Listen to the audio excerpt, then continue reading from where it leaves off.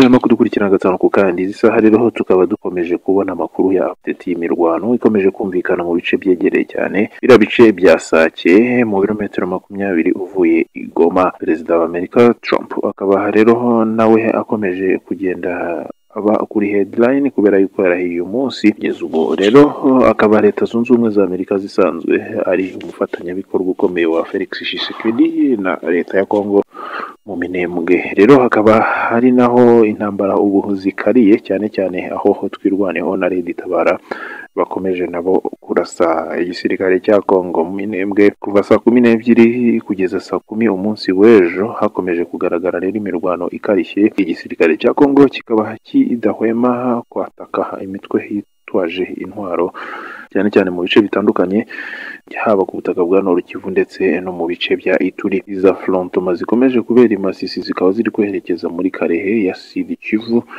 kugeza ubu rero kuva umunsi w'ejo dimanche. Iki gisirikare kikaba gikomeje kurwana mu buryo bukomeye. Iza frontoma zikaba rero zikomeje kuva muri iki gitondo yewe muri lokalite zitandukanye za Ngungu na Kasake kuri axe ya Bitonga muri groupement ya Mupfunyishanga muri territoire burya rero ya Masisi. Hakaba rero imirwano ikomeje gukurikiranwa n'abazarendo bakomeje gukurikirana umutwe wa Muventura muri bya bice. Source z'amakuru ziva hariya ziravuga yuko intambara ziri kuri axe ya Kashovu Rumbishi muri Karehe. Abatemwe bakaba bari kuvuga yuko rero iyi dimanche kwa 19 mu gitondo muvoma z'abareberi b'umutwe wa Muventura bakomeje kugaragara kuri axe ya Cangugu Ziraro na Rumbishi Ruzirantaka muri Sud Kivu, bakagenda bituma rero abaho panike muri ziriya zone. Abaturage bagakomeza kugenda bagaragaza yuko bari guhungira mu bice bitandukanye Kashovu, Ruzirantaka, Nganjo, Rubono ndetse no mu bice bya Rumbishi werekeza muri Tushunguti muri groupement ya Ziraro, abandi bagerekeza muri Nombe muri sheferi ya Buhavu Ikarehe. Igisirikare rero kibinyujije muri Guillaume Njike Kayiko kikaba cyatanze commentaire kikavuga yuko situation ikomeje kuba maintenue, société civile ikaba ariyo ikomeje kugira impungenge kubera ibibazo bya crise humanitaire byakomeje kuba. Société civile ya Karehe ikaba isaba rero uruhande rwayo kugira ngo barenforce sécurité kandi bahagarike agression y'abareberi b'umutwe wa M23 ndetse intambara Yesu ubu zikaba zikomeje genda zagukira mu bindi bice. Abanotable batandukanye bakaba bavuga yuko lokalite zitandukanye zikomeje kwinjira mu mutwe wa M23. Lokalite rero zitandukanye nka groupement za Bambo, Tongo, Bukombo, Gihondo, sheferi ya Bwito zose zikaba zikomeje kugenda haza kwa ba M23 zigafatwa na Wazarendo ndetse na FARDC. Turagaruka mu kanya tugezaho n'izindi Sake ikomeje kujya muri shock rero kugeza ubu ngubu. Site ya Sake ikaba ikomeje guhinduka rero izingiro rya violence y'ibitero by'umutwe wa M23 explosion zikomeje gukorwa kandi ziremereye kuva mu masaha saa 11 kuri axe ya Sake muri groupement ya Kamuronza muri territoire ya Masisi. Amakuru ari local aravuga ko abarebera umutwe wa M23 aribo batangiye kurasa ndetse hakaba hari n'ibindi bibombe biri kuva hakurya ku misozi ihanamiye rero ziriya village. Detonation zumvikanye rero muri quartier zitandukanye za Goma ndetse situation bikomeje gutuma abaturage bapanika komba hagati ya M23 ndetse n'abarwanyi Wazarendo bakikombika bikomeje gutuma abaturage bahunga ku bwinshi. Weekend ishize rero Perezida Tshisekedi akaba yaravuze yuko nta biganiro n'umutwe wa M23 bikawurakaza nawo ugatangira ama conquête yandi y'ibindi bice. Igice kinini kimaze kwigarurirwa rero n'umutwe wa M23 muri Nord Kivu ndetse kugeza ubu igisirikare kiracyakoreye bwabaga kugira ngo kibashe kuhagarura.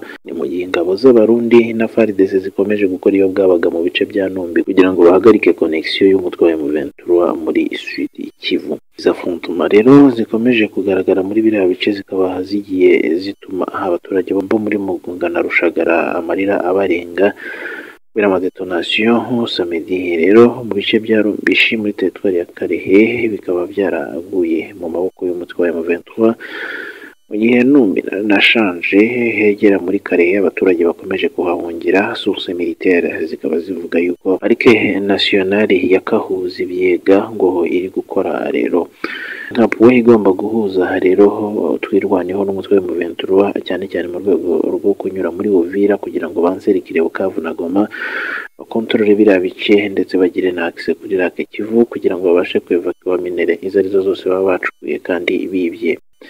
aeroport ya Kavumu barashaka kuyimena kubera yuko hariyo ivaho kandi ikanikirwaho amadrone ndetse ahanini n'indege z'amasuko zijya kudestruiza umutwe wa M23 mu bice bitandukanye. Kugeza ubu rero ntago ibitero byari byakara muri kariya gace cyane cyane wegera muri Karehe, ariko site miniyeri ya Rumbishi muri Karehe muri province ya Nord Kivu yo ikaba yamaze kugwa ku maboko y'umutwe wa M23. Abariberi bakaba bari gukontororera Shange kuva ejo, uvuma z'abaturage zikaba zikomeje kugaragara berekeza muri Numbi nk'uko sosiyete sivile ikomeza kubitangaza. Turukuna turagaruka mu kanya tuganiza indabyo. Twizere ko udahwema kudukurikirana gatanu ku kandi. Kugeza ubu ngubu rero ibibazo bya Repubulika ya Demokarasi ya Kongo bikomeje kwaguka, ariko igisirikare cya DRC kikaba cyatangiye rero ibitero bikomeye uyu munsi ku barwanyi b'umutwe wa M23 muri province rero ya Nord Kivu. Kugeza ubu rero nyuma ya renovation ya manda y'aba basirikare ba SADC, kugeza ubu bakaba baratangiye ibikorwa by'uburwanyi muri Repubulika ya Demokarasi ya Kongo.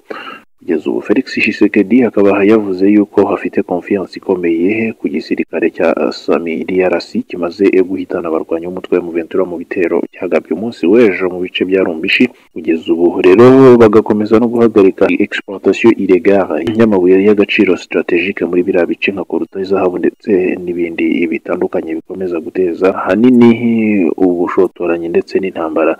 Abakontenja ba DRC bakaba bari muri Repubulika ya Demokarasi ya Kongo kuva muri 2023, barimo amaturupe ya Malawi, Afrika y'Epfo ndetse na Tanzania. Ibi byabaye mu rwego rwo kugirana igihango cyane cyane gishingiye ku kurindana mu bihugu bya SADC.